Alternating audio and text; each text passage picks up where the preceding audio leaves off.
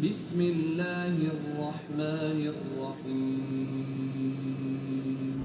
Adakah doa yang dapat ditujukan kepada seseorang untuk dia membayar hutangnya pada kita? Setahu saya tidak tahu ya, ada riwayat khusus masalah ini. Yang ada riwayat itu kalau kita terlilit utang, gitu kan? Karena Ibnu Abbas mengatakan kalau engkau membaca dalam riwayat sahih, kalau engkau membaca Allahumma kfini bihalalika an haramik waqdin bi fadlika amman siwak.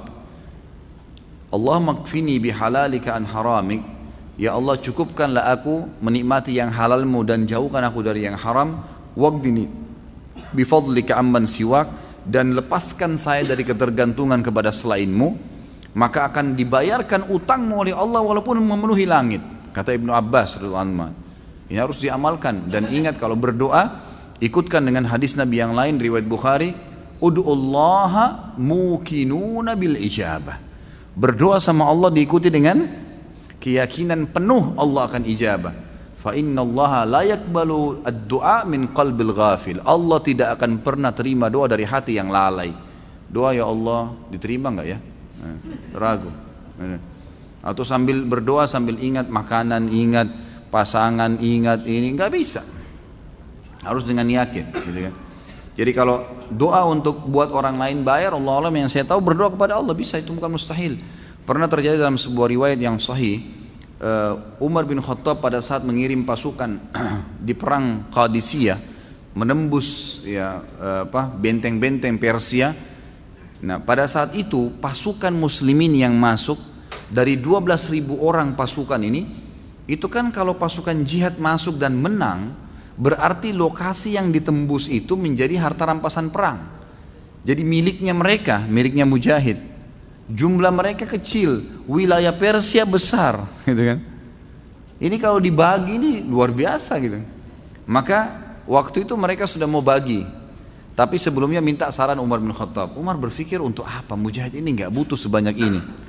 Maka Umar bin Khattab juga berpikir mereka mu'allaf, baru masuk Islam, baru mengenal Islam, lebih baik ganima ini harta rampasan perang dibagi aja, tetap pemiliknya tapi dikasih setengah kepada para mujahid.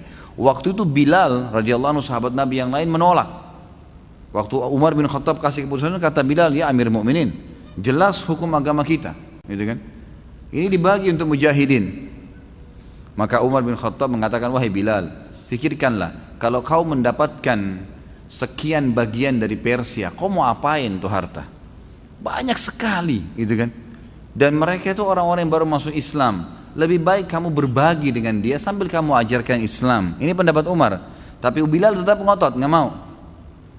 Kata Umar, saya pun meminta tolong kepada Allah agar melunakkan hati Bilal melalui doa malam saya. Maka Umar bin Khattab sujud berdoa kepada Allah di salat malam. Ya Allah, lunakkanlah hati Bilal. Ya Allah, lunakkan, terus begitu. Kata Umar radhiyallahu anhu, pas tiba habis sholat subuh, Bilal datang kepada saya mengatakan, saya ridho kepada hukummu hai Amir Mukminin, gitu kan? Jadi bukan mustahil berdoa, doakan ya Allah lunakkan hatinya supaya dia bisa membayar utangnya, gitu kan? Sambil tentu kita muhasabah teman-teman sekalian. Jadi kadang-kadang kita juga ini terlalu banyak terlalu pintar menyalahkan orang, tidak bermuhasabah. Apa yang terjadi, sesuatu yang terjadi pada kita, yang paling pertama hisab diri kita dulu. Ada masalah apa saya ini?